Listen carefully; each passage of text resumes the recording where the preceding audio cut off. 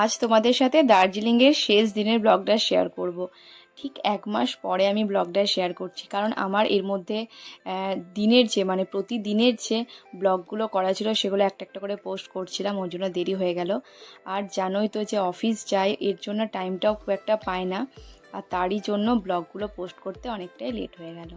আজকে শেষ দিন, আর আমাদের জানো তো মানে হোটেল থেকে আমাদেরকে যে গাড়িটা আমাদের বুকিং করা হয়েছিল, যেটা আমাদেরকে জলপাইগুড়ি পর্যন্ত ড্রপ করবে আজকে সাইট সিন করানোর পর, তো 1 ঘন্টা থেকে 1.5 ঘন্টা লেট করেছিল, যার জন্য আমরা খুব হড়বড়ি করে জায়গাগুলো ঘুরেছি। প্রথম যে জায়গায় এসেছি সেটা হচ্ছে পাইন ফরেস্ট।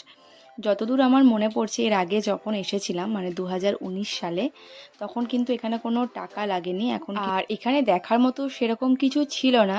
এখানে ছবি তোলার জন্য, ভিডিও করার জন্য বেশ ভালো জায়গাটা ছিল, তো এখানে কিন্তু আমরা অনেক ছবি ভিডিও তুলেছি।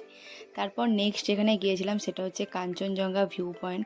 এখানেও আমরা একটা কিন্তু ভিডিও করেছি, যেটা তোমরা অলরেডি দেখে নিয়েছো, আর ওটাতে কিন্তু তোমরা অনেক ভালোবাসাও দিয়েছো আমাকে। এরপরে চলে এসেছিলাম পশুপতি মার্কেটে, কিন্তু এতটাই আমরা লেট করে গেছিলাম, মানে আমরা লেট করিনি, ড্রাইভার যিনি ছিলেন তিনি এতটাই লেট করে গেছিলেন যে আমরা পশুপতি মার্কেটটা আর ঘুরিনি। সোজা চলে এলাম আর কি লাঞ্চ করার জন্য। লাঞ্চ করে আমরা গিয়েছিলাম হচ্ছে শেষ যেটা দেখার ছিল আজকে, সেটা হচ্ছে মিরিকে। আর মিরিকে যে ঢোকার জায়গাটা, যেখানে লেকটার কাছে এত সুন্দর ভিউটা ছিল না, মানে কি বলবো, মানে খুব সুন্দর লাগছে।